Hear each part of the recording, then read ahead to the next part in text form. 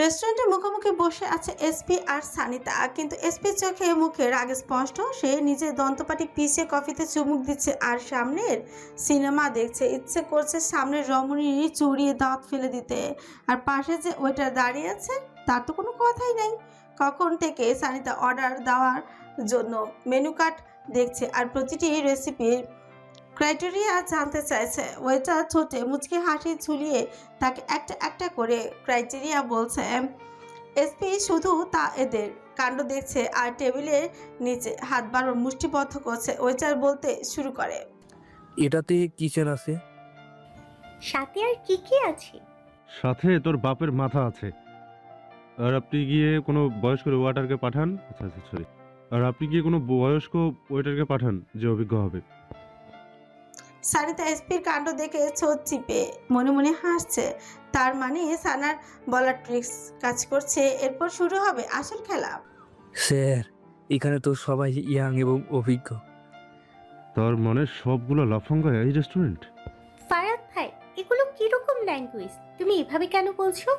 তুই একদম কথাই বলবি না। থাক, লাগবে না কাউকে।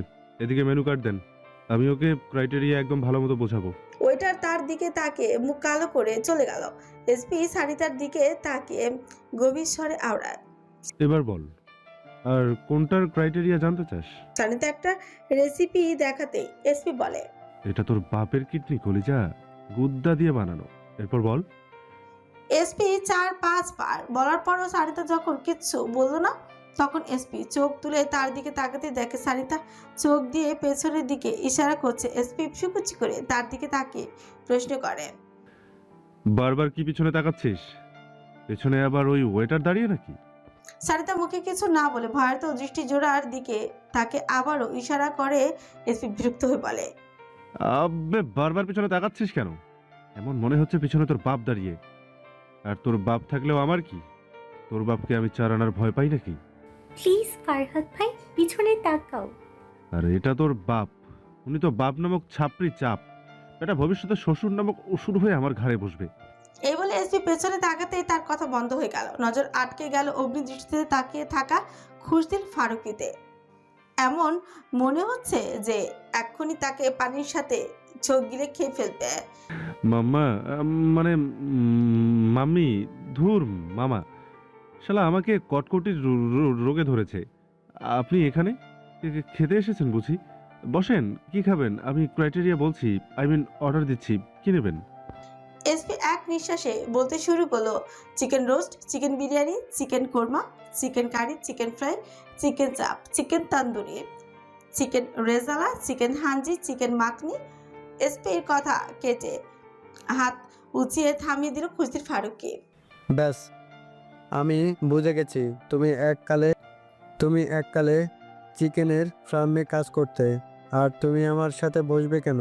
আমি তো বাপ নামক ছাপড়ির ছাপ, শ্বশুরের নামক শ্বশুর অসুর। কি বলছেন কি মামা?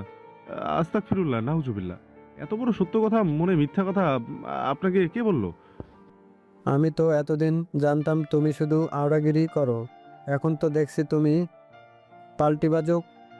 দাঁড়াও হতচ্ছাড়া, তোমার আওড়াগিরি আজ বের করব। এই বলে তিনি একটা বাচ্চার নাইফ তুলে এসপির দিকে এগিয়ে দিয়ে গেলেন। এসপি এইটা দেখে তো চোখ কপালে। সে উল্টো দিকে ফিরে তোল লাগালো। খুশদিল ফারুকি তার পিছু পিছু।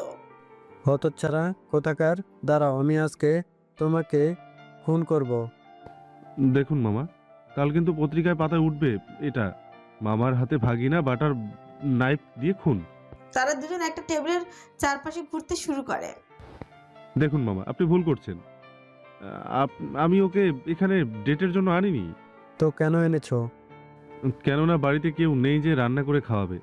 সেজন্য আমি ভাবলাম আপনার মেয়ে ভাতের অভাবে মারা যাবে, তাই আমি তো ভাত খাওয়াতে আনলাম। আপনি তো জানেন ক্ষুধার্তকে খাওয়ানো সদগায় জারিয়া। সৎকায় জারিয়ার জন্য আমার মেয়েকে পেয়েছো, আর তোমার দুমুঠো ভাত খাওয়ানোর জন্য আমার মেয়ে মরবে না, কিন্তু তুমি নিশ্চিত আমার হাতে খুন হবে? আমি তো আপনার মেয়ের খেয়াল রাখছিলাম। আচ্ছা, শিয়াল মুরগির খেয়াল রাখছিলি? দাঁড়াও, আমি তোমাকে দেখাচ্ছি। এই বলে দুই মামা ভাগ্নি পুরো রেস্টুরেন্ট দৌড়াদৌড়ি শুরু করে দিল। এসপি সামনে আর পেছনে খুরজিল ফারুকি। সানিতা কি বাবাকে আটকাবে না এসপিকে? Papa please stop. Papa, Farhad ভাই। কিন্তু না, খুরজিল ফারুকি আজ আর সোনার মোড়েই নেই। তিনি এসপিকে ধরার চেষ্টায়। আজকে এই ছেলেকে তিনি ছাড়বেন না। কত বড় সাহস ওনার অগোচর ওনার মেয়েকে নিয়ে আওয়ারাগিরি করতে এসেছে। কিন্তু কেউ দূর থেকে এইসব কিছুর মজা নিচ্ছে, আর সে আর কেউ না, ওই সময়কার ওয়েচার। সেই গুচি গুচি পায়ে এগিয়ে গেল সানিতার দিকে। ম্যাম, আমি কি আপনাকে কাইটোরিয়া বোঝাবো?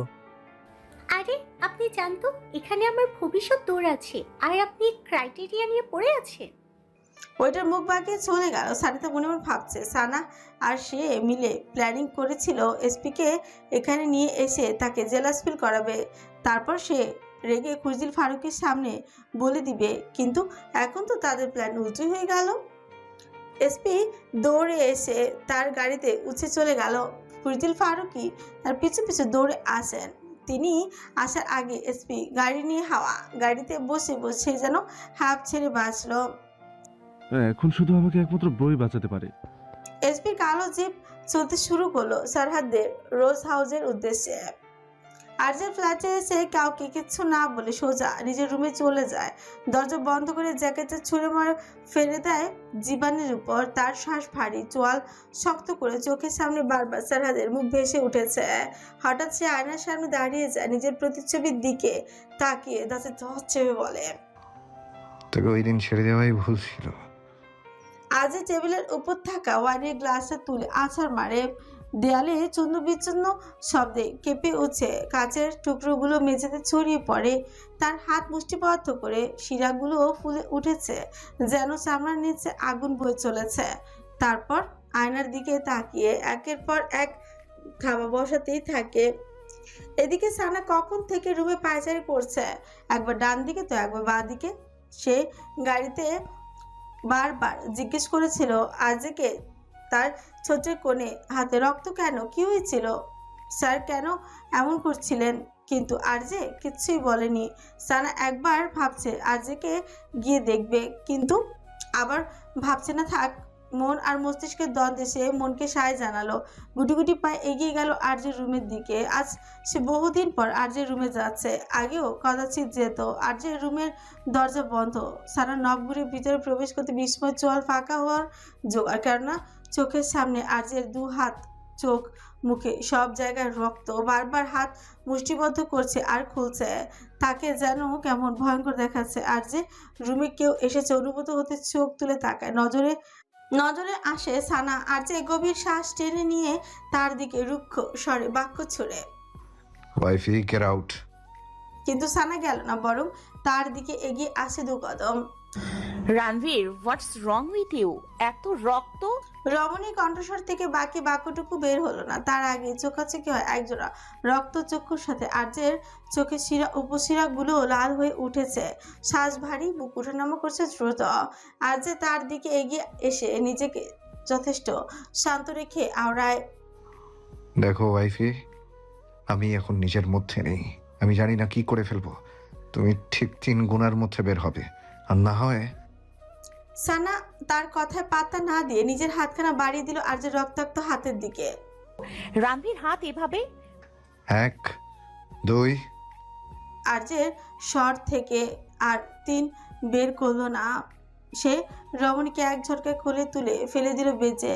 এক টানে নিজের পরনের টি শার্ট খুলে ফেলে দিল নিচে। রমণী তার উদ্দেশ্য বুঝতে পেরে পালাতে চাইল, কিন্তু সে পিছিয়ে যাওয়ার আগে আর্যে তার উপর ঝুঁকে আসে। রমণীকে বিছানার সাথে চেপে ধরে তার গ্রীবায় মুখ ডুবিয়ে নেশাময় স্বরে আওড়ায়, I'm gonna hurt you deeply, my love. সরহাদ হাওয়ার বেগে না কোনো মতে ড্রাইভ করে রোজ হাউসে আসে। প্রতিমধ্যে 2বার অ্যাক্সিডেন্ট করতে নিয়েছিল। ড্রাগস না নেওয়ার ফলে তার চোখে মুখে ঝাপসা হয়ে আসছে। তার বিষাদপূর্ণ জীবনে এক টুকরো প্রশান্তি ছিল এই গোলাপগুলো, কিন্তু আজ এগুলোর প্রতি কেমন বিতৃষ্ণা চলে এসেছে। চোখে ভীষণ জ্বালাপোড়া করছে। এক মুহূর্ত দেরি না করে পকেট থেকে ছোট্ট ওয়াইনের বোতলটা বের করে ঢেলে দিল গোলাপ গাছগুলোর উপরে। অন্য পকেট থেকে হাসে লাইটার বের করে ফেলে দিয়ে চলে গেল ভেতরে। সে নিজেও জানে না সে ঠিক করছে। তার মস্তিষ্কের ভেতর অতীত বর্তমান সবকিছু একসাথে ধরা দিচ্ছে। এলোমেলো চিত্তে পা ফেলে সিঁড়ি দিয়ে ভেঙে উপরে যাচ্ছে। বারবার মাথা ঝাঁকিয়ে সেই ভেতরে চিন্তাগুলো বের করতে চাইছে। তারপর বেঁচে উঠছে বিষাক্ত মুহূর্তগুলো। সারহাদ, ইউ আর আ কাওয়ার্ড। তোমাকে ওর রক্তের মূল্য চুকাতে হবে। রক্ত আমার নেশা। Dad please open your eyes dad. বহু কষ্টতে ওই রুমে আসে, যেই রুমে প্রথম সানাকে এনে রেখেছিল ওই দিন। দেয়ালের পেন্টিং সরাতে বেরিয়ে আসে তার সেই সিক্রেট রুম, যেখানে সানার হাজার হাজার ছবি, কিছু কাছে বাঁধানো, কিছু নিজের হাতে আঁকা পেন্টিং। তবে এর মধ্যে সবচেয়ে বেশি ছোটবেলাকার ছবিটা। সারহাদ আর নিজেকে ধরে রাখতে পারল না, চিৎকার করে হাঁটু ভেঙে বসে পড়ল ফ্লোরে। তার চিৎকারে মনে হচ্ছে দেয়ালেগুলো ফেটে যাবে, চোখ বেরিয়ে আসবে, গড়িয়ে পড়ছে অবাধ্য অশ্রু জল। নিজের দু হাতে চুল খামচে ধরে চোখের সামনে ভেসে উঠছে সেই মায়াবীয় আদল অতীত। ফারুকি নিবাসে পুকুর ঘাটে সারহাদ বসে। আর মাত্র দুদিন আছে তার ইতালি যেতে হবে, কিন্তু তার এক ফোঁটা ইচ্ছে নাই যাওয়ার। দৃষ্টি সামনে, যেখানে সানা, এসপি আর সানিতা মিলে খেলছে। হঠাৎই সানিতা পড়ে ব্যথা পেয়ে কান্না শুরু করে দেয়। এসপি তড়িঘড়ি করে মামার ভাই সানিতাকে কোলে নিয়ে একটু সামনে যায়, এটা সেটা দেখিয়ে তাকে ভালো করতে। না হয় মামা তার খবর করে ছাড়বো না। একমাত্র মেয়েকে ব্যথা দেওয়ার জন্য সানা তাদের সাথে যাওয়ার আগে পেছন থেকে সারহাদ জেগে উঠছে। সানাম এদিকে এসো। সানা বিরক্তিতে কপাল কুঁচকে সারহাদের দিকে এগিয়ে যায়। তোমাকে কতবার বলেছি আমার নাম সানা, শুধু সানা। আচ্ছা বাবা সরি সানা, ওকে? তুমিও তো আমাকে সারাত বলো, আমি কি রাগ করি? আচ্ছা এখানে বসো। বসলে চকলেট দেবে? পকেট থেকে একটা চকলেট বের করে খোসা ছাড়িয়ে সানার হাতে দিল। সানা খুশি হয়ে গেল, তার হাত থেকে নিয়ে খেতে শুরু করলো। সারহাদ এক দৃষ্টিতে তার দিকে তাকিয়ে আছে। সানা পুরো মুখ হাত সব চকলেট দিয়ে ভরিয়ে ফেলেছে। আচ্ছা সানা ভাবো, তোমার কাছে একটা আলাদিনের চিরাগ আছে, আর তুমি 3টা নয় যত ইচ্ছা তত উইশ করতে পারবে। তাহলে তুমি কি কি চাইবে? আমি চাইলেই পূরণ হয়ে যাবে? তুমি চাইলে পূরণ হয়ে যাবে। তাহলে আমি অনেকগুলো চকলেট চাইবো। মঞ্জুর। তারপর আবারও চিপস, মঞ্জুর। তারপর তারপর একটা গোলাপ গাছে ভরা বাড়ি, যেমনটা আমি মোবাইলের কার্টুনে দেখি। মঞ্জুর। বাচ্চা সানা একটার পর একটা নিজের ইচ্ছা বলে যাচ্ছিল, আর পাশে বসা সারহাদ তার দিকে মন্ত্রমুগ্ধ ন্যায় তাকিয়ে আছে। এক হাতে গালে ঠেস দিয়ে বলে যাচ্ছে, মঞ্জুর তোমার সব উইশ সব মঞ্জুর। তার পরিবর্তে তুমি জাস্ট আমার এক উইশ রাখবে। কি?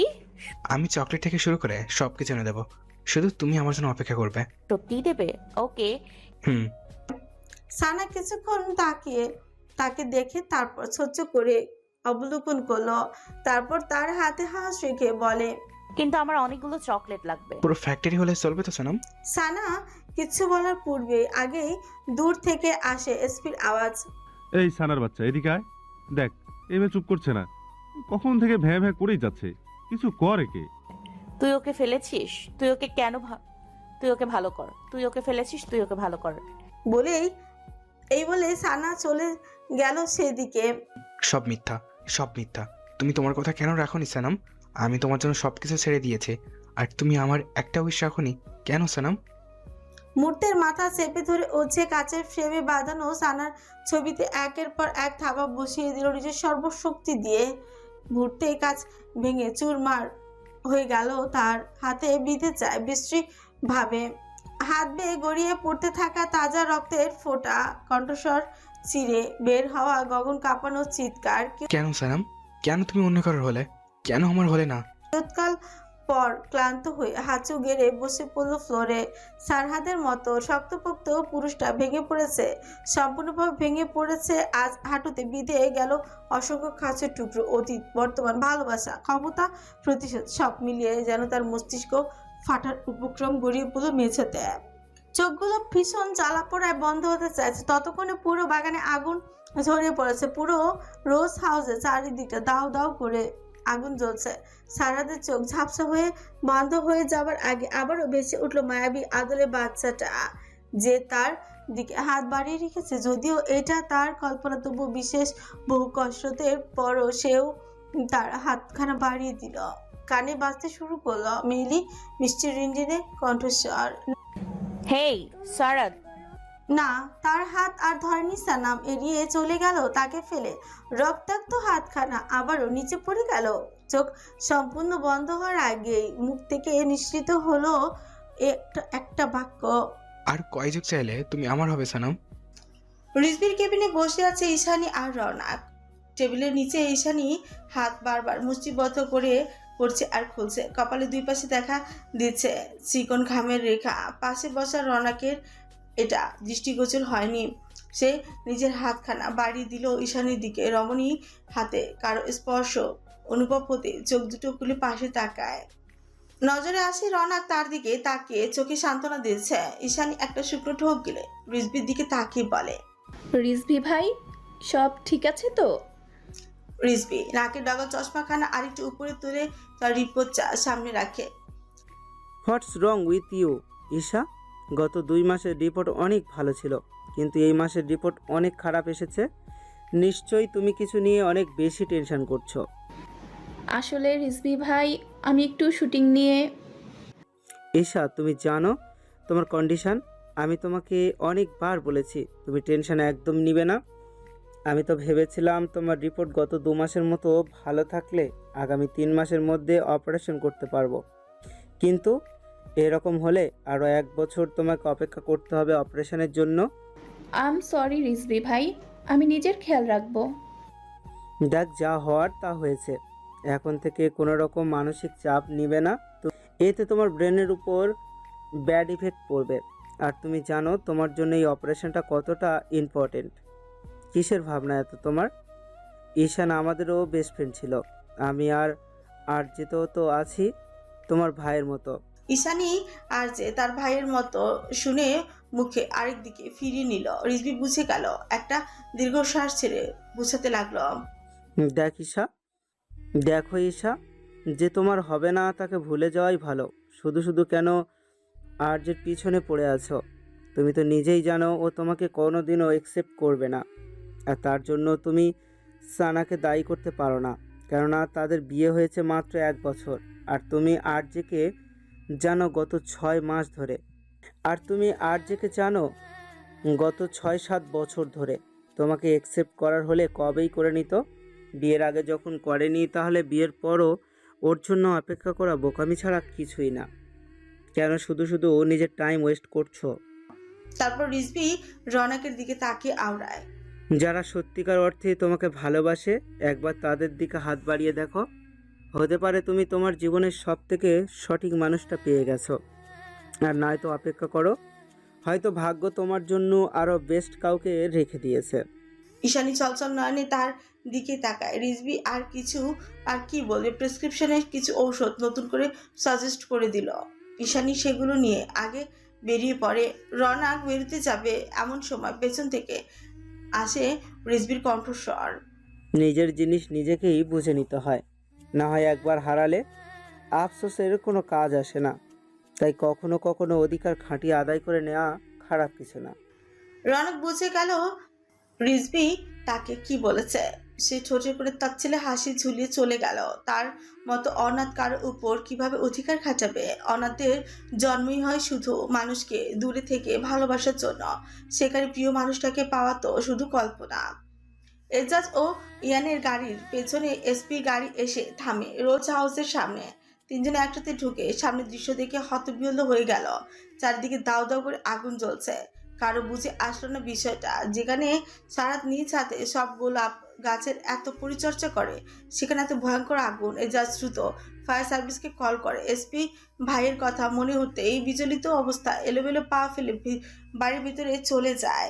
তার পেছনে দৌড়ে আসে এজাজও। ইয়ান এসপি সারাতের খোঁজার উদ্দেশ্যে সারাতের কক্ষে চলে যায়, কিন্তু না, তার ভাই তো সেখানে নেই। এজাজ ইয়ান দুজনেই জানে সারাত কোথায় থাকতে পারে। এজাজ সিঁড়ি ভেঙে ওঠার আগেই ইয়ান তাকে থামিয়ে দেয়। আই থিঙ্ক এসপিকে এখান থেকে বাইরে নিয়ে গেলে ভালো হবে, কেননা বস কোনোদিনও চায়নি এসপি বা ওনার ফ্যামিলি এই সম্পর্কে কিছু জানো। আজ না হোক কাল এসপি সম্পর্কে সব জান। তাদের কথা কেটে পেছন থেকে আসে এসপির কণ্ঠস্বর। কি জানবো? দুজনেই কিছু না বলে উপরেই চলে গেল। পেছন থেকে এসপিও আসে। সারাদের সিক্রেট রুমে ঢুকে এসপি চারিদিকে দেখে কিং কর্তব্য বিমূঢ় হয়ে যায়।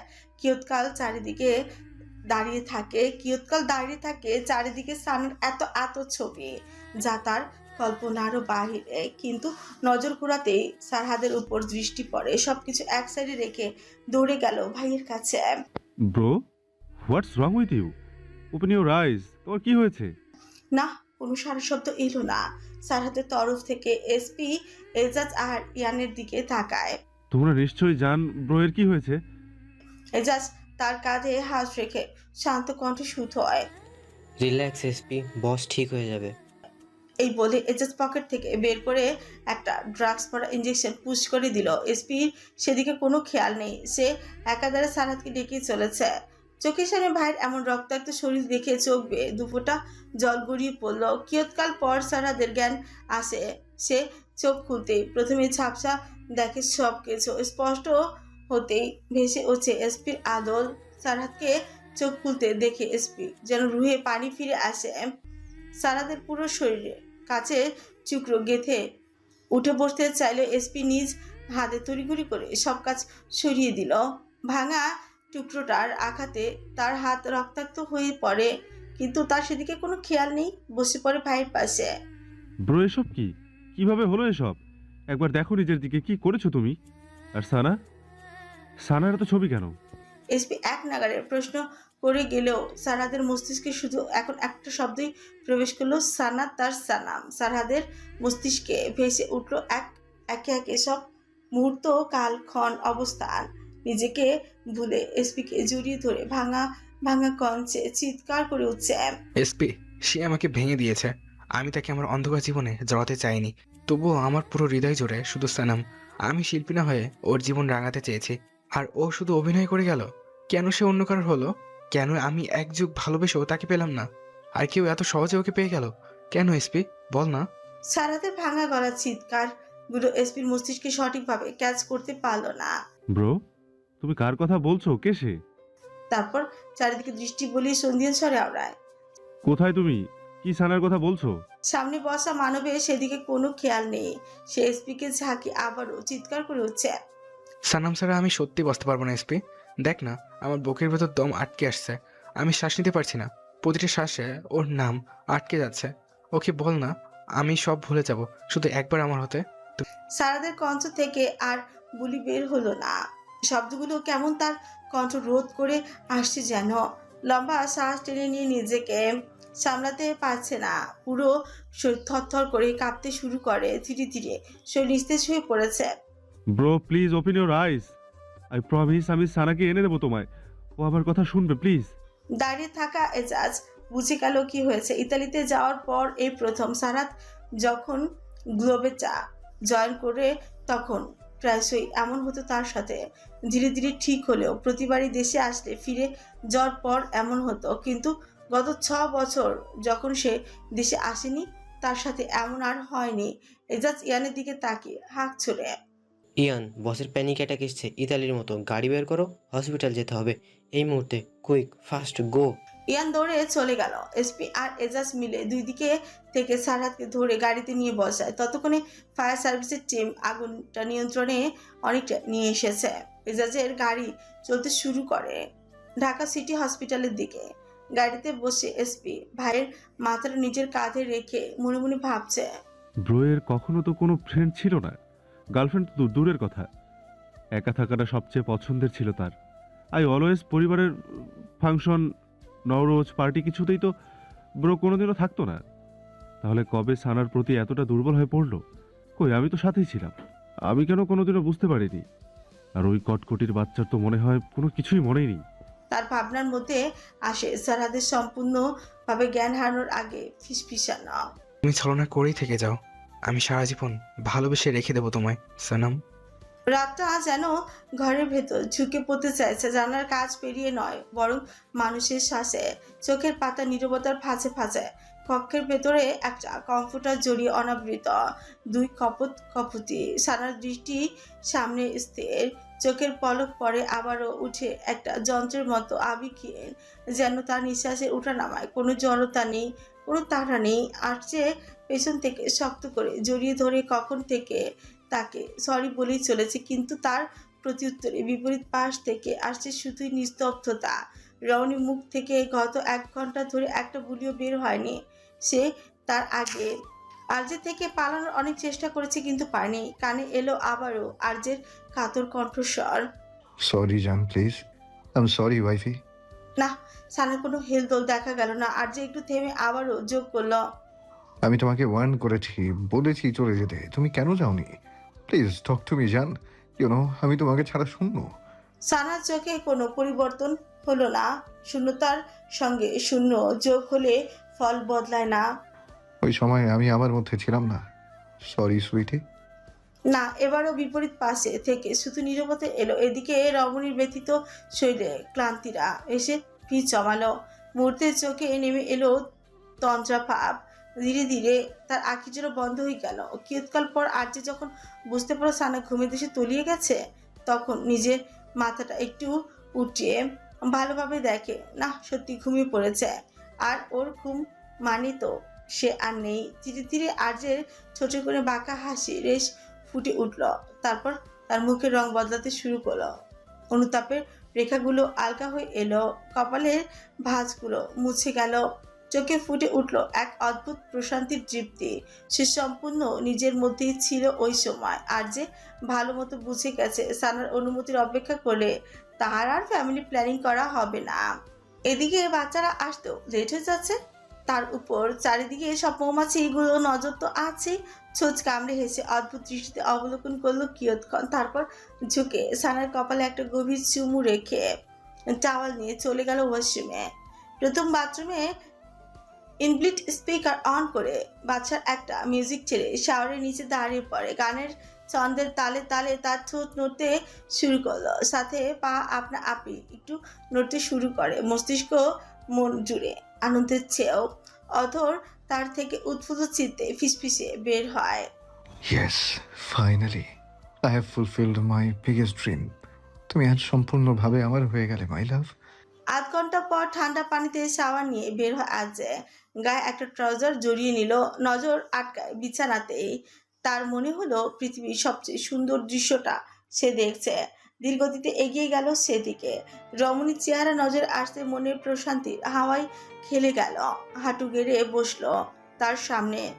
হাত চলে গেল রমণীর অদরে, যেখানে তার চিহ্ন জলজল করছে। সূর্যের এক কোণে অনেকটা কেটে গেছে। সারা আদলে নজর বুলিয়ে তাকিয়ে থাকলো কিয়ৎকাল পলকহীন ভাবে। এভাবে কতটা সময় কেটেছে আর যে নিজেও জানে না। তারপরেও যেন দেখা শেষ হচ্ছে না। মনের পাতায় ভেসে উঠছে অতীতের কিছু দৃশ্য। আর যে তখন সবেমাত্র 16তে পা রেখেছে, তখনই এক দমকা হাওয়ার মতন দেখা হয় একটা বাচ্চার সাথে, যাকে সে জীবনে প্রথম মন খুলে হাসতে দেখেছে। যেখানে তার জীবনে হাসি, কান্না, আনন্দ, দুঃখ সব কিছু জন্মের সাথে সাথে নিষিদ্ধ হয়ে গিয়েছিল, সেখানে কেন মন খুলে হাসবে? প্রথমে প্রচুর হিংসে ও রাগও হয়েছিল। তার ইচ্ছে করছিল তার মায়ের মতো একেও হাসার অপরাধে টর্চার সেলে বন্দি করে রাখে, তারপর দেওয়া হয় হোক কঠিন সাজা, যেমনটা তার সাথে হয়। কিন্তু তখনই তার ভাবনা চিরে কানে আসে বাচ্চা মেয়ের মিষ্টি কণ্ঠস্বর। তুমি ওই সময় এমন ঠাস করে পড়ে গেলে কাদায়, কেমন ভূতের মতো দেখাচ্ছে তোমায়। আর এখন এমন কুমড়া মুখ হয়ে আছো কেন? আছে ফ্রিকুসকে তার দিকে তাকালো। কেউ ইচ্ছে করে পড়ে নাকি? আর কেউ পড়ে গেলেই এমন হাসতে হবে নাকি? সে লাইভে প্রথম গ্রামে এসেছে, তার উপর বৃষ্টির জন্য গ্রামীণ রাস্তার অবস্থা বেহাল। সে জোরে একটা ধমক দিতে গিয়েও চুপ করে গেল, কেননা সামনে বাচ্চা সানা হাসতে হাসতে মাটিতে গড়াগড়ি খাওয়ার জোগাড়। তারপর তার সাথে কি হলো সে নিজেই জানে না। এই হাসির তার মনে দাগ কেচে গেল। তার মনে হতে লাগলো পৃথিবীতে কেউ আছে যে মন খুলে হাসতে পারে। আর ভেঙে গেল মায়ের করা নিয়মগুলো। সেই জন্য অবশ্য তাকে অনেক শাস্তিও পেতে হয়েছে। একটা দীর্ঘশ্বাস ছেড়ে আর যে উঠে গিয়ে রমণীকে জড়িয়ে ধরে শুয়ে পড়ে। কারো শীতল স্পর্শ অনুভূত হতে ঘুমন্ত রমণী কিছুটা নড়চড়ে উঠে, তবে আর যে তাকে বুকের সাথে শক্ত করে চেপে ধরে ভাবতে থাকে। তুমি আজ সম্পূর্ণভাবে আমার অন্ধকারের অচল গহ্বরে হারিয়ে গেলে মাই লাভ। যেখানে থেকে মৃত্যু ছাড়া আর কোনো মুক্তি নেই তোমার। আঘাত দেবে, অভিমান করবে, কাঁদবে, গালি দেবে, কিন্তু আমাকে ছেড়ে যেতে পারবে না। ওয়াইফি, আই নো তোমার MCI আছে, মাইন্ড কগনিটিভ ইম্পেয়ারমেন্ট। তার জন্য কত সহজে ভুলে গেলে তুমি আমাকে। অথচ 14 বছরে 14 ন্যানো সেকেন্ডের জন্য আমি ভুলতে পারিনি। সেই টর্চার সেলগুলোতে সব সময় আমার কানে তোমার হাসির ঝংকারগুলো বাজতো। কেন এতটা কালো জাদু করলে আমার উপর? জাওয়ান ম্যানশনের বেসমেন্টে অন্ধকার সেলগুলোর ভেতরে সোফিয়া বসে, এক হাতে ওয়াইনের গ্লাসখানা শক্ত করে চেপে ধরা, অন্য হাতে চেয়ারের হাতলে আঙুল ঠুকতে থাকে। 1 2 3 মাথায় চলছে কড়া হিসাব। চারিদিকে অন্ধকার, শুধু দূরে একটা ক্যান্ডেল, তাও চিমচিম করে জ্বলছে। একটা লম্বা শ্বাস টেনে মনে মনে ভাবে, ওই দিন পার্টিতে সারাত তাকে তার আসল নামে ডেকেছিল, কিন্তু সারাত কিভাবে জানলো সে একজন দুরানি বংশের মেয়ে? কোথাও সারাত তার অতীত জেনে জানিত না, এমনটা হতেই পারে না। তার ভাবনার মধ্যে দরজা টেনে প্রবেশ করে আব্বাস। লেডি, আপনার বলা মতে মাটি করে কফিন বের করে হাড়ের DNA টেস্ট করিয়েছি, এই যে রিপোর্ট। আব্বাস রিপোর্টটা এগিয়ে দিল সোফিয়ার দিকে। সোফিয়া চোখ খুলে দেখলো 99.9% ম্যাচ। মানে কফিনের লাশ মাস্টারের নয়?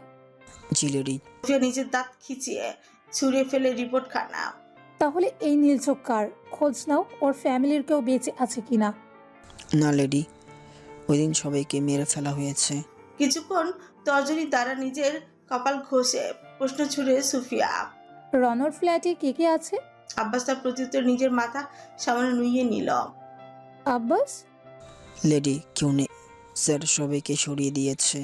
এবার যেন সোফিয়ার আগে চূড়ান্ত ছুঁড়ে ফেলে দিল নিজের হাতের ওয়াইনের গ্লাসটা। বিকট শব্দে চূর্ণ বিচূর্ণ হয়ে গেল গ্লাসটা। আমিও দেখতে চাই রনো একটা 2 টাকার মেয়ের জন্য কতটা পাগলামি করতে পারে। তোমাকে পেপার রেডি করতে বলেছি, করেছো? জি লেডি। তাহলে ওই মেয়েকে ডেকে আনবে। সব কিছু কালই শেষ হওয়া চাই আমার। রাতটা এসপির জন্য আর রাত রইল না, তা হয়ে উঠল একটা দীর্ঘ একটানা নিঃশ্বাসহীন অন্ধকার। সারহাতকে হসপিটালে নিয়ে আসা হয়েছে একটু আগে। আসার সাথে সাথে তাকে আইসিইউতে নিয়ে যাওয়া হয়েছে। এসপি আইসিইউর সামনে দরজার সামনে পায়চারি করছে। একটু পর পর একজন ডক্টর বেরিয়ে আসে। এসপি এগিয়ে যায় তাদের দিকে। ব্রো, ঠিক আছে তো? দেখুন, পেশেন্টের অবস্থা খুবই critical. Self harm incident, heavy blood loss, সাথে মেন্টাল ব্রেকডাউন, আর রক্ত লাগবে এই মুহূর্তে। আমার আর বসের ব্লাড গ্রুপ সেম, যা রক্ত লাগে আমি দিব। 3 ঘন্টা পর অপারেশন শেষে ডাক্তার বের হয়। এই 3 ঘন্টা এসপি 1 সেকেন্ডের জন্য বসেনি। ডাক্তার তার দিকে তাকিয়ে বলে, আমার সাথে কেবিনে আসুন। আমরা ব্রোয়ের সাথে দেখা করতে পারবো? না, এখন দেখা করা যাবে না। এসপি আর ইয়ান চলে গেল ডাক্তারের কাছে। ডাক্তার ধীরে ধীরে ব্যাখ্যা করেন সারহাদের মেডিকেল রিপোর্ট।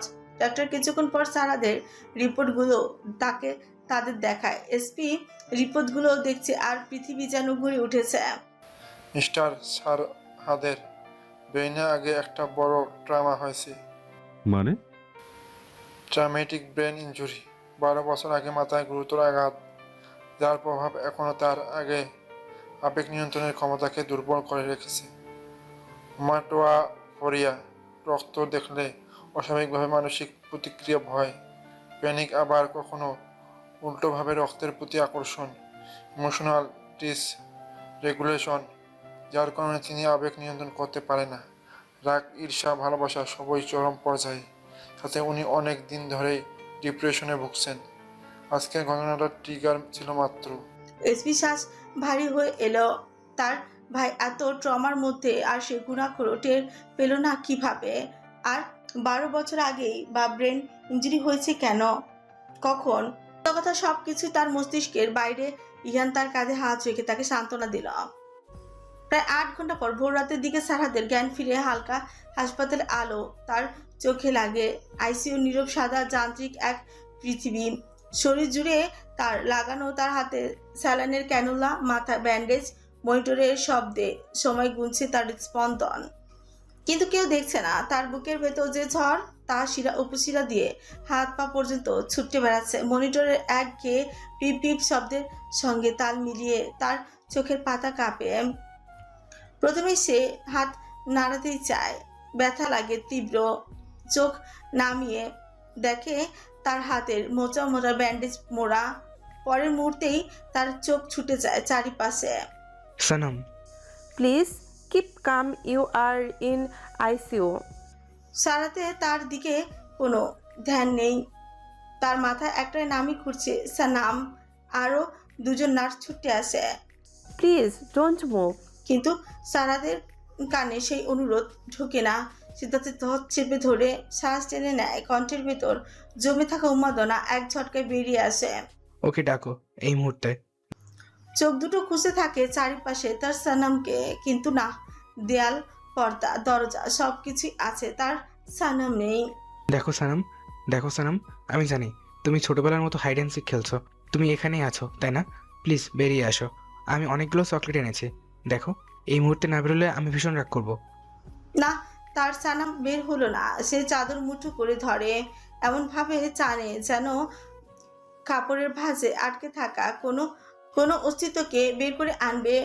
ধরফর করে বুক, শ্বাস এলোমেলো, চোখে সাদা অংশে লালচে রেখা। তাকানোর ভঙ্গি বদলে যায়। ভেতরে মানুষটা যেন সরে গিয়ে অন্য কেউ এসে বসেছে। ও আমার, ও সবসময় আমার ছিল। রক্তের মূল্যে কখনো আমার সানাম হবে না। কাগজে যা লেখা আছে তাতে কিছু আসে যায় না। তারপর হঠাৎই হাত ছুড়ে দেয় শূন্যে। স্যালানের স্ট্যান্ড দুলে উঠছে। মনিটরের শব্দ বাড়ে। ডাক্তার আসেন, তাকে শান্ত গলায় উঠানোর চেষ্টা করে, কিন্তু ভিতর বিপরীতে পাশের মানবের শোনার অবস্থা নেই। ধীরে ধীরে ওর পাগলামো বাড়তে থাকে। ডাক্তার না পেরে এসপিতে ডেকে আনে। এসপিকে দেখে যেন সারাত আরো বেশি পাগলামো শুরু করে দিয়েছে। সে কি বলবে নিজে বুঝতে পারছে না। দেখুন, পেশেন্টকে শান্ত করতে হবে, যাতে আমরা ইঞ্জেকশন দিতে পারি। না হয় ওনার ব্রেন আউট হওয়ার সম্ভাবনা রয়েছে। এসপি সারাতকে শান্ত করার সব রকম চেষ্টা চালায়। Bro please come down bro. SP ম্যামকে নিয়ে কিছু বলো। এসপির মস্তিষ্ক কাজ করছে না। সামনে তার ভাই এমন অবস্থায় যা তার কল্পনা বাহিরে। তাই ভাবনা ছাড়ে আচানক বলে, রিল্যাক্স ব্রো। সানা আরজেকে ভালোবাসে না। তাদের জোর করে বিয়ে হয়েছে। ও শুধু তোমার। মূর্তি সারা শান্ত হয়ে গেল। তার মস্তিষ্কে একটা কথাই ক্যাচ করলো, তার সানাম কাউকে ভালোবাসে না। সানাম শুধু তার। ততক্ষণে ডাক্তার ইঞ্জেকশন পুশ করে দিয়েছে। ইঞ্জেকশন দেওয়ায় কিছুক্ষণ পর সে নিঃশব্দে তাকিয়ে থাকে ছাদের দিকে। চোখের কোণে জল জমে, কিন্তু গড়িয়ে পড়ে না। চোখ বন্ধ হওয়ার আগেই মুহূর্তেই তার ঠোঁট নড়ে। শুধু নামটা বাতাসে লেখা হয়, সানাম। একবার নয়, দুবার নয়, বারবার। ধীরে ধীরে হাই ডোজের ঘুমের ওষুধের জন্য তন্দ্রা নেমে আসে। সম্পূর্ণভাবে ঘুমে তলিয়ে যাওয়ার আগ পর্যন্ত আওড়ায় সানাম সানাম সানাম। এসপি চোখে পানি টলমল করছে। সে ডাক্তারের দিকে তাকাতে ডাক্তার সান্ত্বনা স্বরে আওড়ায়, ডোন্ট ওয়ারি, ঘুম থেকে উঠলে ঠিক হয়ে যাবে। হঠাৎ জ্ঞান ফেরাতে এমনটা হয়েছে। 10 ঘন্টা পর ঘুম থেকে উঠবে, তখন সব কিছু ঠিক হয়ে যাবে। সকাল প্রায় 9টার দিকে সানার ঘুম ভাঙে। আড়মোড়া ভেঙে নিজেকে আবিষ্কার করে আর্যের রুমে। একে একে স্মৃতিপটে কাল রাতে সব এসে হাজির হলো। নাকে বাড়ি খাচ্ছে খুবই কাছ থেকে কফি আর ভ্যানিলার স্মেল। নিজেকে পর্যবেক্ষণ করতে নজরে আসে গায়ে জড়ো আর্যের কালো সিল্কের শার্ট। একটা দীর্ঘশ্বাস ছেড়ে কমফোর্টার সরিয়ে নেমে এলো। আর্যের রুমের চারিদিকে নজর বোলাতে চোখে পড়ে একপাশে কেমন বার বানিয়ে রেখেছে। সেই বারের ভেতর এক কোণে সাজানো সারি সারি ওয়াইনের বোতল। কিছু বোতল লম্বা, কিছু চড়া, গাঢ় লাল, কালো, কখনো ম্লান সোনালি লেবেল, ভিন্ন ভিন্ন ব্র্যান্ড, বিভিন্ন দেশের নাম, ভিন্ন ভিন্টেজের শাল। সানা এগুলো দেখে নাক ছিটকে নিল।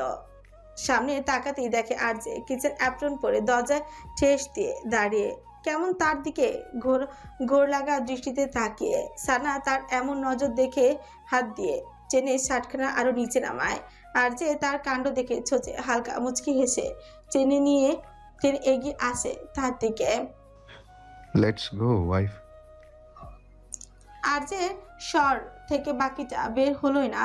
আগে রমণী তাকে দুই হাতে নিজের সর্বশক্তি দিয়ে ধাক্কা মেরে ফেলে দিল। আকস্মিক হামলায় কদম হেঁচকে পিছনের জীবানি পড়ে গেল। সানা থুপ থাপ কদম ফেলে নিজের রুমে চলে গেল। নিজের রুমের দরজা এত জোরে বন্ধ করলো যেন পুরো বাড়ি কেঁপে উঠেছে। এর মধ্যে এত শক্তি আসলো কোথা থেকে? মনে হচ্ছে কাল রাতে ডোজ কম হয়েছে, নেক্সট টাইম আরো বাড়াতে হবে। এই বলে চলে গেল নিচে। আজ কখন থেকে সানার জন্য অধীর আগ্রহী ডাইনিং এ বসে আছে। একবার হাত ঘড়ির দিকে তাকিয়ে টেবিলে নজর ঘুরিয়ে দেখে নিল, হ্যাঁ সবকিছু ঠিক আছে, সবকিছু সানার পছন্দের, নিজ হাতে বানিয়েছে সে। কিন্তু এই মেয়ে তো নামার কোনো খবরই নেই। তার ভাবনার মধ্যে সিঁড়ি থেকে ভেঙে নেমে এলো সানা। আর্যের দৃষ্টি আটকে গেল রমণীতে। আজকে তাকে একটু বেশি সুন্দর লাগছে নাকি আর্যের চোখে এমনটাই মনে হচ্ছে। সানা এসে ধুপ করে চেয়ারে বসে। সেই আওয়াজে আর্যের ধ্যান ভাঙলো বুঝলো তার প্রেয়সী সাংঘাতিকভাবে অভিমান করেছে।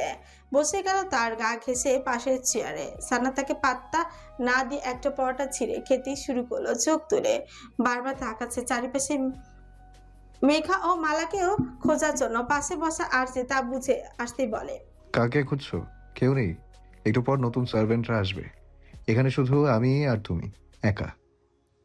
এটা পারফেক্ট টাইম রোমান্স করার।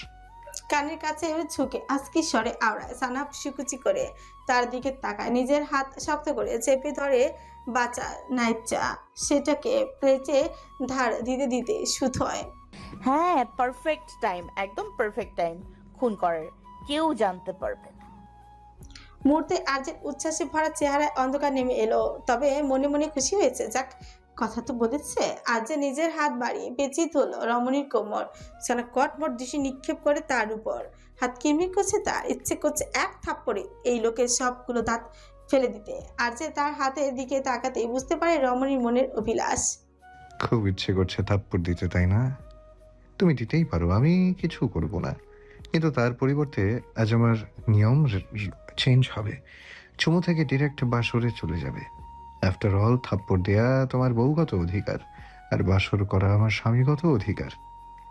আজ এমন যুক্তি শুনে রমণী ক্ষিপ্ত নজরে তাকায়। নিজের নাকের পাটাতন ফুলিয়ে অন্যদিকে তাকায়। এদিকে বিপরীত পাশের মানবের ভীষণ হাসি আসছে। সানাকে এভাবে গাল ফোলাতে দেখে মনে মনে ভাবলো একটু বিরক্ত করে নেই। তারপর অনেকক্ষণ এটা সেটা বলল না।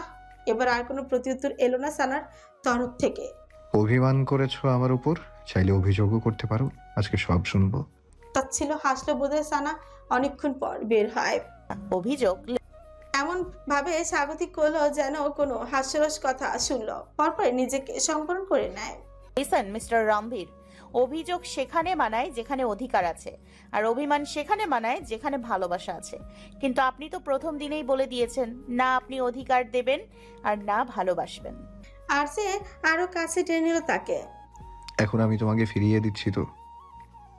কিন্তু এতদিনে যে আমার সব অভিমান আর অভিযোগগুলো ফুরিয়ে গেছে। এবার আর যে সানার চুলগুলোকে কানের পিছে গুজে দেয়। তোমার অভিমান অভিযোগ সব ফুরিয়ে গেলেও আমার সাথেই থাকতে হবে। ওভারঅল তুমি আমাতেই সীমাবদ্ধ, যার অন্য কোনো বিকল্প নেই। আর যদি ছেড়ে দে? রমণীর স্বর থেকে বাকি বাক্যটুকু বের করতে পারো না। আর্যের মস্তিষ্ক ঝাড় শব্দটা প্রবেশ করতে চেপে ধরলো এক হাতে রমণীর চিবুক। হাতে শিরা চান চান হয়ে এসেছে।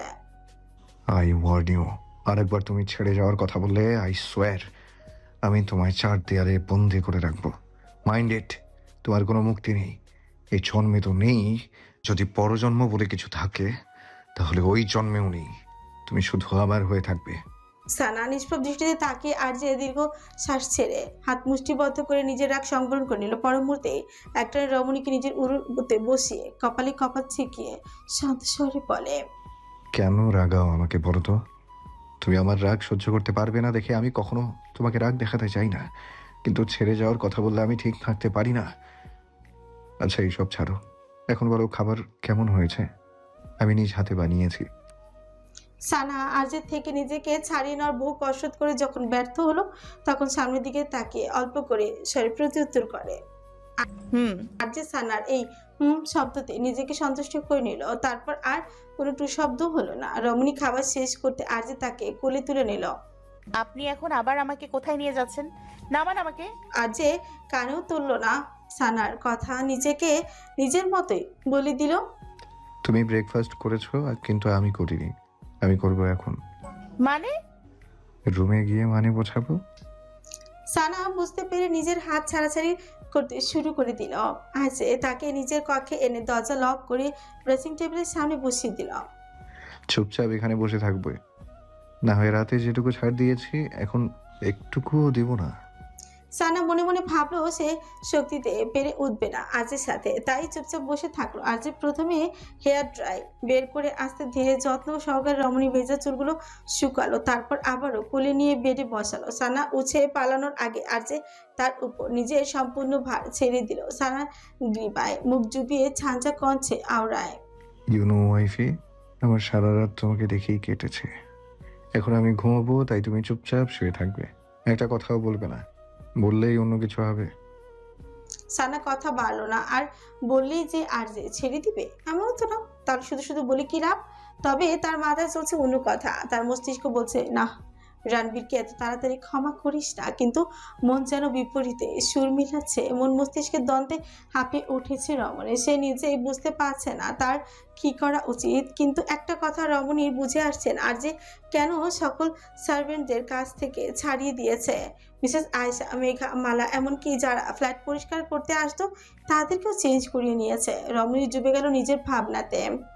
এভাবে কতক্ষণ কেটেছে সে নিজেও জানে না। হঠাৎ আরজের মুঠোফোনখানা তার ভাবনা ছেড়ে বেজে উঠে বিকট শব্দে। আরজের ঘুম হালকা হয়ে এলো। বিরক্তিতে কপাল কুঁচকে নিজের ফোনখানা তুলে স্পিকারে দিয়ে কানে রাখে। হ্যালো ভাই, একবার তোমাকে অফিসে আসতে হবে। ক্লায়েন্টরা তুমি ছাড়া ডিল ফাইনাল করতে চাইছে না। I can't. ভাই, এটা ইম্পর্ট্যান্ট, মম বলেছে। মম আর যেই বলুক, আমি আসবো না মিন্স আসবো না। সানা তাকে আর বলতে না দিয়ে তার ফোন নিয়ে বলে, রিয়ানা, তুমি ওদের 20 মিনিট ওয়েট করতে বলো, উনি 10 মিনিটে আসছে। এই বলে ফোন কেটে দেয়। আর যে বিরক্তিতে কপাল কুঁচকে মাথা তুলে তার দিকে তাকায়। ওয়াইফি, তুমি এটা কেন করেছো? বিপরীত পাশে রমণী থেকে কোনো জবাব আসলো না। আর যে একটা দীর্ঘশ্বাস ছেড়ে উঠে চলে গেল। এই সুযোগে সানা গিয়ে দরজার নব ধরে অনেকক্ষণ টেনেছে, কিন্তু খুলতে পারেনি। আর যে ওয়াশরুম থেকে বেরিয়ে তাকে এসব করতে দেখে মনে মনে হেসে কুটি কুটি। সে একেবারে অফিসের জন্য রেডি হয়ে সানার সামনে যায়। তার কপালে অধরে দীর্ঘ চিমু রেখে ভালো করে সতর্ক করে যেন সানা ফ্ল্যাট থেকে না বের হয়। কিন্তু কে শোনে কার কথা? আজে যাওয়ার পেছন দিয়ে সানা বেরিয়ে পড়ে এসপি ফ্ল্যাটের উদ্দেশ্যে। এসপি ফ্ল্যাটের সামনে এসে সানা তার ফিঙ্গারপ্রিন্ট দিয়ে দরজা খুলে এত বিকট জোরে আওয়াজ দরজা বন্ধ করলো যেন। আর যে সম্পূর্ণ রাগ এসপির উপর, দরজার উপরই সে বের করতে চাইছে। তীব্র শব্দে লিভিং রুমের সোফায় বসে থাকা এসপি ঘুম থেকে লাফিয়ে উঠে বসে। বিকৃত কপাল কুঁচকে তাকায় সামনে। হসপিটাল থেকে ফিরেছে মাত্র কয়েক ঘন্টা হয়েছে। সানা তার দিকে তাকাতেই দেখে এসপি কেমন তীক্ষ্ণ চোখে তার দিকে তাকে এগিয়ে গেল সেদিকে। জেবি কোম্পানির শীর্ষতলার আর যে কেবিনে এসপি তালহা আদিল বসে। সে চালাকি করে রিয়ানার থেকে অ্যাপয়েন্টমেন্ট নিয়েছে। আর যে জানালার দিকে মুখ করে দাঁড়িয়ে, এক হাতে কফির মগ, অন্য হাতে ফোন, কাছের উপরে থেকে শহরের দিকে তাকিয়ে আর যে এবার ঘুরে দাঁড়ায়। চোখে সেই পরিচিত নির্লিপ্ত তৃপ্তি, যা দেখে বোঝা দুঃসাধ্য তার ভেতরে কি চলছে। তালহা অনেকক্ষণ তাকালো না। সে আরজের চোখের ভাষা বুঝতে ব্যর্থ। তার জীবনে একমাত্র আরজে আর সারহাদ, যাদের সে দেখেও কিচ্ছুই বুঝতে পারেনি আসলে তারা কি রকম। প্রথম নীরবতা ভেঙে তালহা আরজের দিকে প্রশ্ন ছড়ে, খুনের রাত আপনি গিনিতে কেন গিয়েছিলেন? আরজের চেয়ারে হেলান দিয়ে কফির মগটা টেবিলে রাখে। বিজনেসের কারণে। 5 বছর আগে দুবাইতে একটা স্ক্যান্ডেল, স্কাই ভিউ বারের মালিক খুন, সেখানে আপনার নাম উঠে এসেছিল। এবারও আরজের মুখের ভাব পরিবর্তন হলো না। হ্যাঁ। পরে আপনার বন্ধু ঈশান দায় নেয়। বন্ধু কখনো নিজের চেয়েও বেশি কিছু নিতে বাধ্য নয়। তাহলে সত্যটা কতটুকু? আরজে উঠে জানালার কাছে যায়, শহরের দিকে তাকিয়ে থাকে। যতটুকু আপনি জানতে পেরেছেন। খুনের রাতে আপনাকে আরেকটা গাড়িতে করে সিমরান নামের একজন গিয়েছিল, তার সাথে আপনার সম্পর্ক কি? এই প্রশ্নে কেবিনের বাতাস বদলে যায়। আরজে ঘুরে দাঁড়ায়। এবার তার চোখে হাসি নেই, সেখানে একটা ঠান্ডা ভাব, কিন্তু চোয়াল শক্ত। সে কয়েক কদম এগিয়ে এসে টেবিলের উপরে ওপাশে দাঁড়িয়ে হাত ঘড়ির দিকে তাকায়। 3, 2, 1 আপনার টাইম শেষ অ্যাপয়েন্টমেন্টের। তালহা কিছু বলার আগে আরজে দরজার দিকে তাকে হাত ছড়ে। সিকিউরিটি। তালহা বুঝে যায় এই প্রশ্নের পরে আর কিছু পাওয়া যাবে না। সে উঠে দাঁড়ায়, দরজার দিকে এগোতে গিয়ে একবার পেছনে তাকায়। আরজি তখন আবারও জানালার দিকে মুখ করে দাঁড়িয়ে। দরজা বন্ধ হওয়ার শব্দ আরজের কানে আসে। কেবিনে একা দাঁড়িয়ে আরজে ধীরে ধীরে ছোট পাকায়, ফুটে ওঠে ক্রু হাসির রেখা।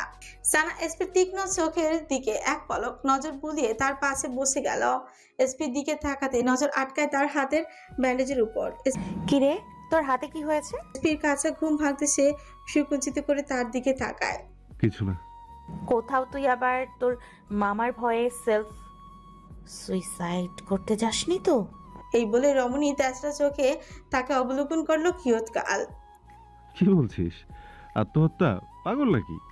এসবের ধারে কাছে আমি নেই। এটা তো এভাবেই লেগে গেছে। এই বলে রমণীর দিকে দৃষ্টি পড়তে নজরে আসে তার গলা। 1 মিনিট, তোর গলা এগুলো কি? একদম লাল হয়ে গিয়েছে।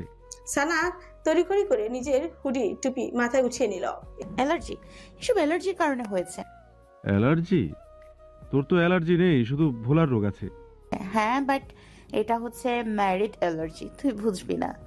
Married allergy? হ্যাঁ, মার্কেটে নতুন এসছে, তুই চুপচাপ বসে থাক। এসপি বিষয়টা নিয়ে আর খাটলো না। আচ্ছা এসব ছাড়, এটা বল, তোর আমার ভাইকে মনে আছে কিনা? মনে থাকবে না কেন? অবশ্যই মনে আছে। এসপি বিস্মিত নয়ন জোড়া তাকে এমন ভাবে দেখলো যেন পৃথিবীর অষ্টম আশ্চর্য শুনেছে। কি মনে আছে বল? ওনার নাম ফারহাদ, আমি ওনার কোম্পানিতে কাজ করি, উনি আমার বস। আব্বে ইয়ার, ফারহাদ না সারহাদ। হ্যাঁ, ওই একটা হবে আর কি। এসপি মনে মনে ভাবে, যেই মেয়েটা তার ব্রোয়ের নামটা পর্যন্ত মনে রাখতে পারে না, সেই মেয়ের জন্য তার ব্রো হসপিটালে নিজেকে মৃত্যুর মুখে ফেলে দিয়েছে। এটা না গাথি, তোর সাথে আমার ভাইয়ের 12 বছর আগে দেখা হয়েছিল, ওইটা মনে আছে কি না? সত্যি আমার ওনার সাথে 12 বছরে দেখা হয়েছিল। হুম। ইস, যদি ওই সময় চাকরিটা ফাইনাল করে রাখতাম তাহলে আর কষ্ট করে পড়াশোনা করতে হতো না। এসপি কি আশা করেছিল আর এই মেয়ে কি জবাব দিচ্ছে? তা ইচ্ছে করছে এর কানে নিচেই বাঁচাতে। কটকটির বাচ্চা, মনে করার চেষ্টা কর 12 বছর আগে কি হয়েছিল। সানা ভাবতে শুরু করে। কিয়ৎক্ষণ পর এসপি আবার প্রশ্ন ছড়ে। কি রে, কিছু মনে পড়েছে? আমার তো 12 সেকেন্ড আগের কথাই মনে পড়ছে না, আর 12 বছর তো স্বপ্ন। তুই আজ থেকে সকাল সন্ধ্যা 7 বেলা শুধু বাদাম খাবি, আর কিছু খাবি না। এত বাদাম? আমি জানতাম তোর মতো হারকিপটা এগুলো বলবে, এজন্য আমি আসার সময় বাদাম নিয়ে এসেছি। এই বলে এসপি সামনে টি টেবিলে নিচ থেকে একটা বাদামের বক্স বের করলো, যেখানে 12টা কৌটো রয়েছে 12 রকমের। এগিয়ে দিল সানার দিকে। এই নে, এগুলো তোর জন্য স্পেশাল কবিরাজের ফু দেয়া। 12 ডিব্বা খেলেই 12 বছরের কথা মনে পড়বে। সানা আচ্ছা বলে টিভি অন করে মোটু পাতলু লাগায়। এদিকে পাশে বসা এসপির চিন্তায় মাথা ফেটে যাচ্ছে, কিভাবে ভাইকে বোঝাবে। কিছু একটা মনে করে সানাকে প্রশ্ন করে।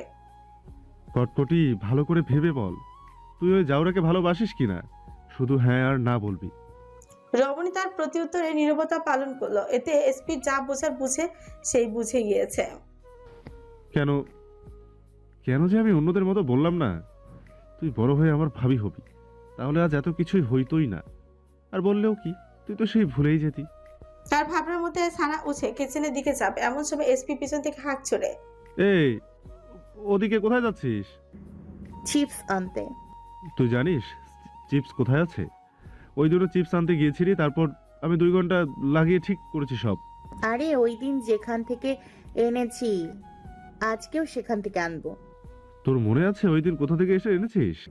কিচেন থেকে এনেছি। হ্যাঁ, এদিকে আয়, তুই এখানে বস, আমি চিপস আনবো। তুই একটা চিপস আনতে গিয়ে আমার 2 ঘন্টার কাজ বাড়াবি, আমি খুব ভালো করেই জানি।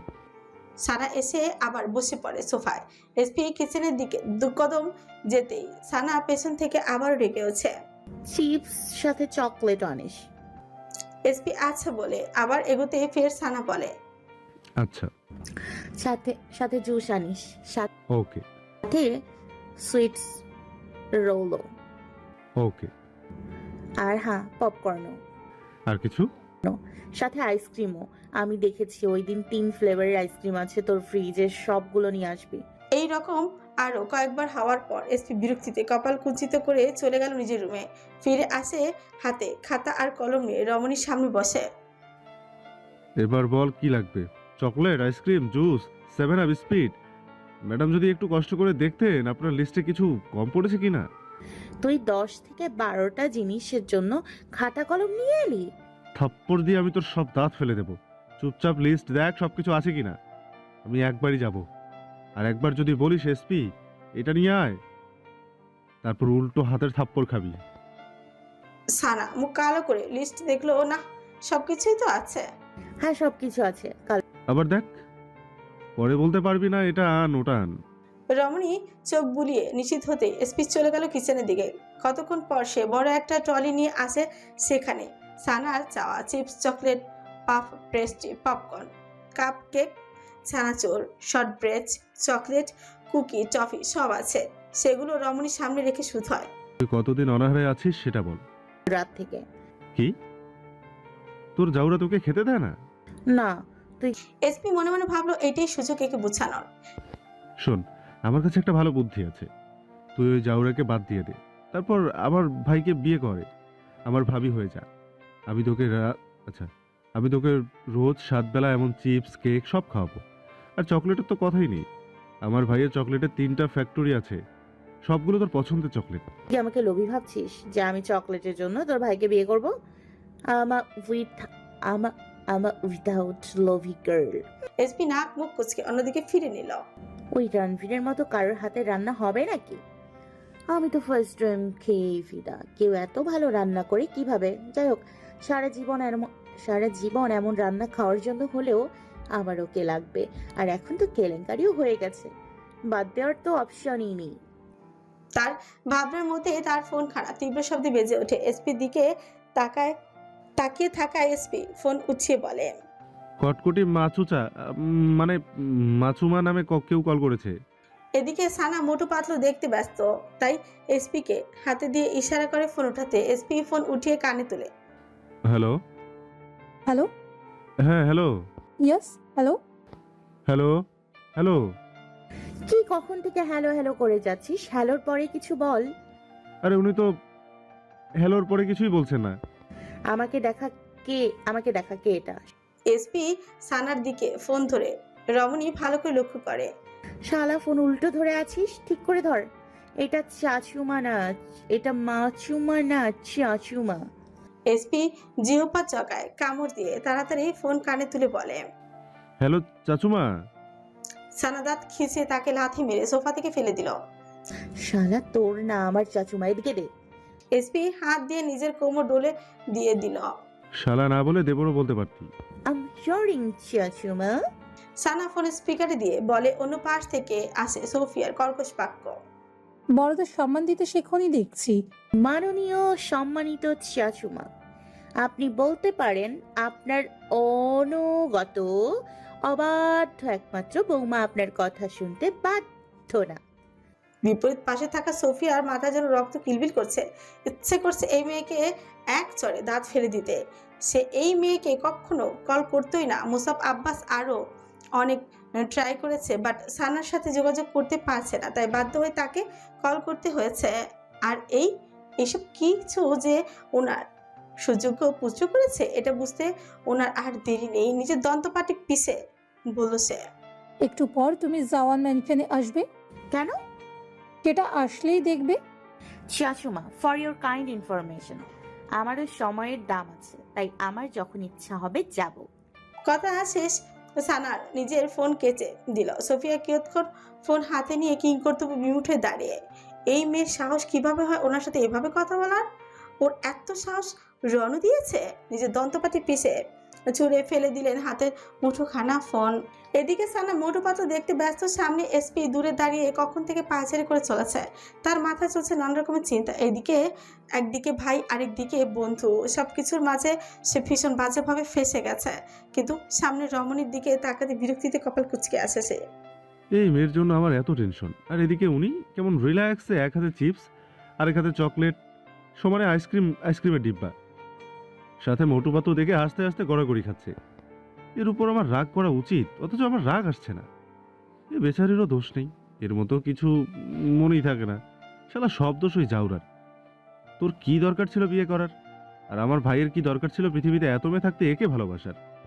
আমি মাঝে মাঝে বুঝতে পারি না এই মেয়ে না কাজে আছে না করবে, তারপরে এই অকাজের মেয়ের প্রতি ওই জাউরা আর আমার ভাই এতটা দুর্বল হলো কিভাবে? এসপি একবার ভেবেছিল সানাকে সব বলবে, পরমুহূর্তে ভাবছে কি দরকার তাকে বলে। সানা যদি ভাইয়ের প্রতি এক ফোঁটাও দুর্বল থাকতো তাহলে সে অবশ্যই বলতো, কিন্তু সানার মনের মধ্যে তো তার ভাইয়ের জন্য কিছুই নেই। শুধু শুধু বলে তার হাসি খুশি জীবনের উপর একটা প্রভাব ফেলার কি দরকার? সে আবারও পায়চারি করতে শুরু করলো। অন্যদিকে রমণী একটু পরপর তাকেই ডেকে চলাচ্ছে। এসপি দেখো না, ডক্টর ঝটকা কি পরিষ্কার করেছে। আরে মোটু আবার ফেসেছে, খুচিটার রম আবার ফাঁসিয়েছে মোটু পাতলুকে।